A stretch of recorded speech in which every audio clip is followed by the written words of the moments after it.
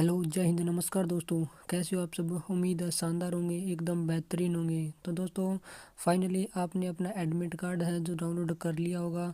और दोस्तों, आज की इस वीडियो में हम हरियाणा पुलिस की जो बैंड की वैकेंसी निकली हुई है उसके लिए जो म्यूजिकल इंस्ट्रूमेंट है उसकी क्लास लेकर आ चुके हैं। दोस्तों, आज की इस वीडियो में कंप्लीट म्यूजिकल इंस्ट्रूमेंट के जो क्वेश्चन आंसर है वो भी आपको कराए जाएंगे। म्यूजिकल इंस्ट्रूमेंट के चित्र है प्लस उनके जो नाम है उनको इंग्लिश में हिंदी में क्या कहते हैं, कंप्लीट इन्फॉर्मेशन आज की इस वीडियो में आपको मिलने वाली है।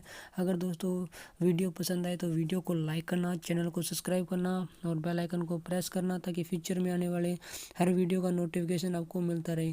तो दोस्तों, इस क्लास के बाद एक और दो क्लास और होगी जो म्यूजिकल इंस्ट्रूमेंट के ऊपर होगी, जिसमें दोस्तों आपका कंप्लीट जो म्यूजिकल इंस्ट्रूमेंट के सभी क्वेश्चन आंसर जो है कंप्लीट करा दिए जाएंगे। और दोस्तों, फिर जीएस की जो क्लास बचेगी वो भी जल्द ही आपको प्रोवाइड करा दी जाएगी। और वीडियो के एंड में आपको बता दिया जाएगा कि इसकी जो पीडीएफ है वो आपको कहाँ पर प्राप्त होगी। तो दोस्तों, वीडियो को एंड तक ज़रूर देखना। दोस्तों, बिना देरी के वीडियो को स्टार्ट करते हैं। सबसे पहले दोस्तों, ये जो चित्र आपको दिख रहा है ये चित्र दोस्तों इसको टूबा के नाम से जाना जाता है, ये टूबा कहते हैं।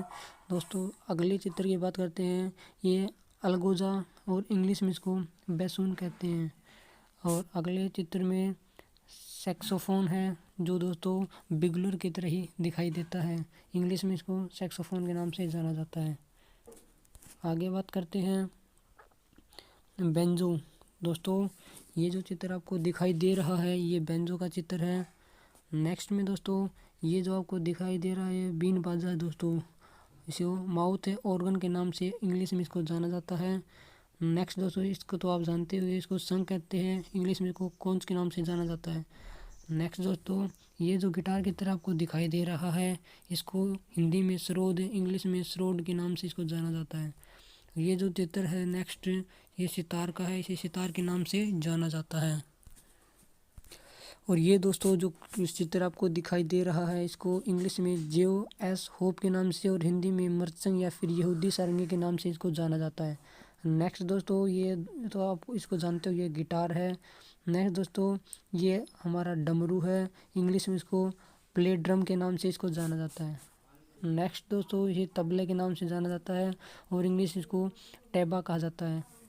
अगला दोस्तों, ये बिगुल हमारे, इससे दोस्तों आपके एग्ज़ाम में बहुत क्वेश्चन बनने वाले हैं। कल की जो वीडियो आएगी उसमें आपको इसके बारे में कंप्लीट इन्फॉर्मेशन दी जाएगी। और इंग्लिश में इसको कैलिडियन कहा जाता है। ये चित्र दोस्तों वायलिन का है और हिंदी में इसको सारंगी या फिर बेला कहा जाता है। अगला जो चित्र है दोस्तों बेगा पाइप का है और हिंदी में इसको मशक बाजा कहा जाता है। अगला जो चित्र है दोस्तों क्लैरिनेट है, जिसे हिंदी में शनाई कहा जाता है। अगला दोस्तों, इसे सीटी कहते हैं और इसको व्हीसल के नाम से इंग्लिश में जाना जाता है। नेक्स्ट जो चित्र है दोस्तों, जो हारमोनियम है, हिंदी में इसको हारमोनियम बाजा के नाम से इसको जाना जाता है। अगला जो चित्र है वो शेम्बल का है, जिसे झांझ या फिर मजीरा के नाम से भी इसको, खरताल के नाम से भी इसको जाना जाता है। अगला जो चित्र है वो टेम्बरीन है, जिसे खंजरी या फिर चंग के नाम से भी इसको जाना जाता है। अगला जो ये चित्र दिखाई दे रहा है ये ड्रम का है, इससे दोस्तों आपके एग्ज़ाम में क्वेश्चन देखने को ज़रूर मिलेंगे। इसे हिंदी में नगाड़ा, मृदंग या फिर ढोल के नाम से इसको जाना जाता है। अगला जो चित्र है दोस्तों ये टमटम या फिर हिंदी में इसको ढोलक, ढोलकी के नाम से जाना जाता है। नेक्स्ट जो चित्र है दोस्तों ये है पियानो का। पियानो दोस्तों हिंदी में इसको पियानो बाजा के नाम से इसको जाना जाता है। ये जो चित्र आपको दिखाई दे रहा है ये जो चित्र है दोस्तों, ये चित्र है बिगुल का। यह दोस्तों ये बिगुल का चित्र है, हिंदी में इसको बुगल, तुरहाई या करनाई के नाम से इसको जाना जाता है। अगला जो चित्र है वो है बेल या फिर घंटी के नाम से इसको जाना जाता है। और जो इसका लास्ट जो चित्र दिखाई दे रहा है आपको, ये जो दोस्तों होप या फिर वीणा या वीन के नाम से इसको जाना जाता है। दोस्तों, ये सभी जो थे वो म्यूजिकल इंस्ट्रूमेंट के चित्र, उनके नाम हिंदी और इंग्लिश में नाम थे। अब दोस्तों शुरू करने वाले हैं क्वेश्चन आंसर। सबसे पहला क्वेश्चन दोस्तों, निम्नलिखित में से कौन सा एक संगीत का मुख्य अंग नहीं है? तो दोस्तों गायन, वादन, नृत्य, ये तीनों ही दोस्तों संगीत के महत्वपूर्ण अंग माने जाते हैं। नेक्स्ट की बात करते हैं, संगीत रत्नाकर के रचयिता कौन है? दोस्तों इसके जो रचयिता है पंडित सारंग देव जो है संगीत रत्नाकर के देवता हैं। नेक्स्ट जो क्वेश्चन है वो है पश्चिमी देशों में संगीत के अंतर्गत कौन कौन सी विद्याएं आती है? तो इसका राइट आंसर होगा ऑप्शन नंबर डी, गायन और वादन दोनों ही पश्चिमी देशों में संगीत के अंतर्गत विद्याएं आती हैं। नेक्स्ट की बात करते हैं भारतीय संगीत में कितने प्रकार की संगीत पद्धतियाँ प्रचलित हैं? तो दोस्तों इसका राइट जो आंसर होगा ऑप्शन नंबर ए, दो जो इसमें संगीत पद्धतियाँ प्रचलित हैं। नेक्स्ट क्वेश्चन की बात करते हैं कर्नाटक संगीत पद्धति को दूसरे किस नाम से जाना जाता है? जो कर्नाटक संगीत पद्धति है इसको दूसरे जो है दक्षिणी संगीत पद्धति के नाम से भी इसको जाना जाता है।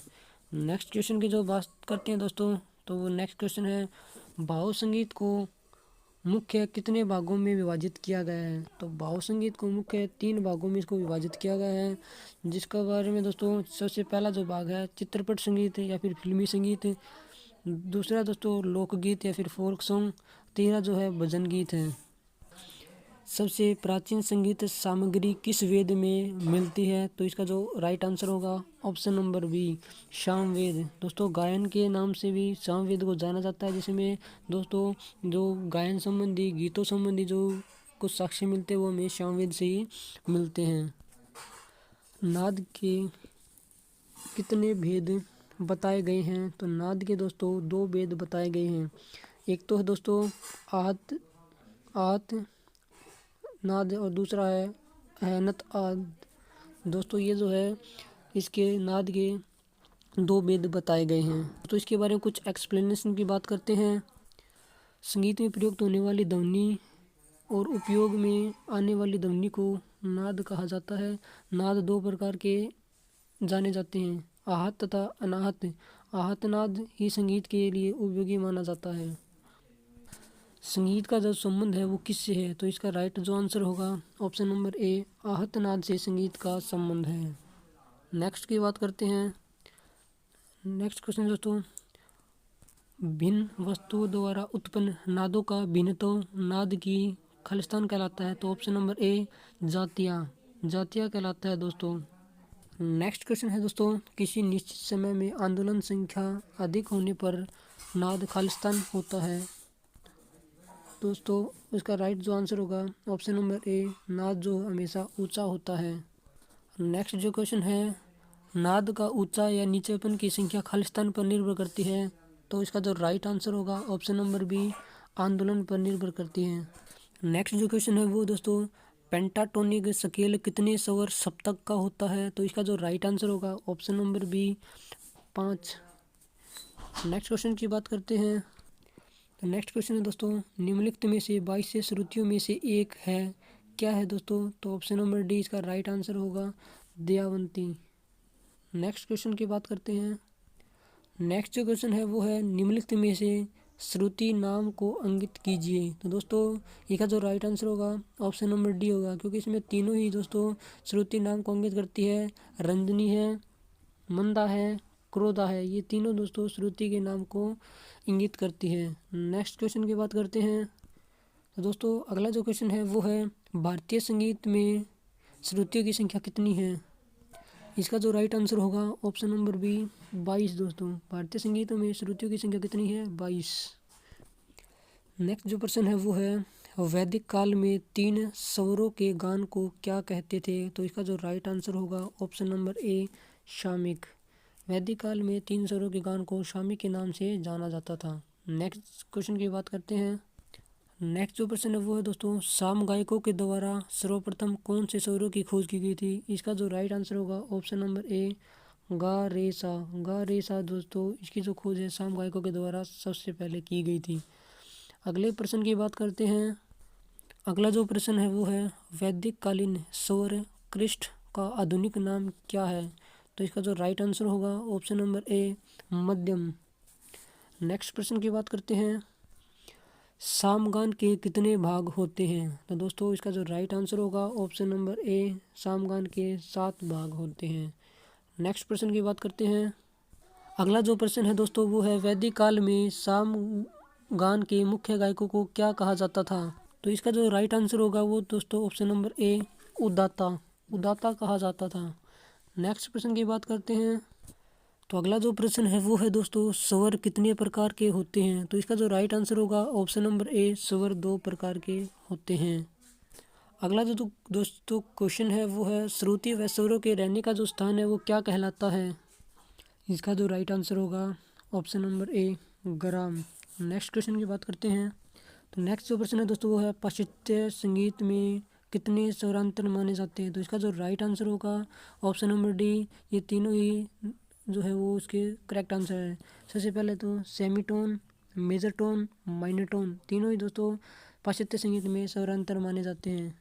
तो अगला जो प्रश्न है वो है दोस्तों, मेजर टोन इंटरवल निम्न में से किन स्वर जोड़ियों के बीच माने जाते हैं? तो इसका जो राइट आंसर होगा ऑप्शन नंबर डी, तीनों के अंदर दोस्तों जो मेजर टोन इंटरवल पाए जाते हैं। सबसे पहले है सारे, मपा, धीनी, तीनों के बीच में दोस्तों पाया जाता है। तो अगला जो प्रश्न है दोस्तों वो है, निम्नलिखित में से माइनर टोन इंटरवल किन स्वरों के मध्य पाए जाते हैं? तो उसका राइट आंसर होगा ऑप्शन नंबर सी, दोनों के मध्य, ए और बी के मध्य पाए जाते हैं, जिसमें रेग है और पैद है, उन दोनों के मध्य दोस्तों माइनर टोन इंटरवल पाया जाता है। अगले प्रश्न की बात करते हैं। अगला जो प्रश्न है वो है दोस्तों, सेमीटोन इंटरवल किन स्वरों के मध्य पाया जाता है? तो इसका जो राइट आंसर होगा ऑप्शन नंबर सी, ए और बी दोनों के मध्य, गे में और नीसा के दोनों के मध्य पाया जाता है। अगले प्रश्न की बात करते हैं। अगला जो प्रश्न है दोस्तों वो है, पाइथागोरस ने कितने संवाद माने हैं? तो इसका जो राइट आंसर होगा ऑप्शन नंबर बी, 3 संवाद इसमें माने हैं। अगले प्रश्न की बात करते हैं दोस्तों। अगला जो प्रश्न है वो है, पाइथागोरस ने कौन सा संवाद माना है? तो पिछले प्रश्न में हमने पढ़ा दोस्तों, पाइथागोरस ने 3 संवाद माने हैं। वो तीनों संवाद दोस्तों वो है ऑक्टेव इंटरवल, फिफ्थ इंटरवल, एक फोर्थ इंटरवल, ये तीनों ही दोस्तों इसके राइट आंसर होंगे।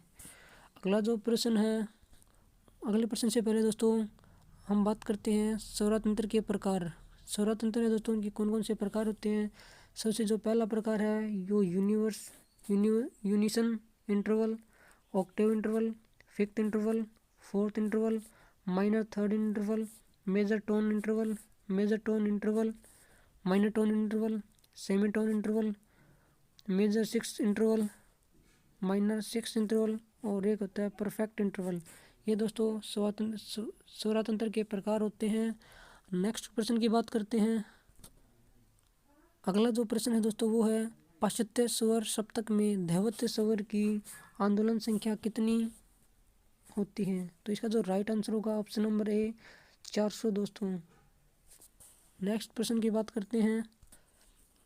अगला जो प्रश्न है दोस्तों, पाइथागोरस ने स्केल की रचना के लिए कौन से सिद्धांत का पालन किया था? तो इसका राइट आंसर होगा ऑप्शन नंबर सी, पाइथागोरस के सिद्धांत का उसने पालन किया था। नेक्स्ट की बात करते हैं दोस्तों। तो दोस्तों अगला जो प्रश्न है वो है, 2 टोन वाला स्केल किसे कहा जाता है? तो इसका जो राइट आंसर होगा ऑप्शन नंबर सी, डायनाटोनिक स्केल को 2 टोन वाला स्केल कहा जाता है। तो दोस्तों ये थी आज की क्लास कैसी लगी कमेंट बॉक्स में ज़रूर बताना। और दोस्तों इसकी क्लास की जो PDF है वो आपको हमारे टेलीग्राम चैनल पर मिल जाएगी। टेलीग्राम चैनल का जो लिंक है दोस्तों वीडियो के डिस्क्रिप्शन बॉक्स में देखने को आपको मिल जाएगा। अगर दोस्तों वीडियो पसंद आए तो वीडियो को लाइक करना, चैनल को सब्सक्राइब करना। जय हिंद, जय भारत, जय माँ सरस्वती। हेलो, जय हिंद, नमस्कार दोस्तों।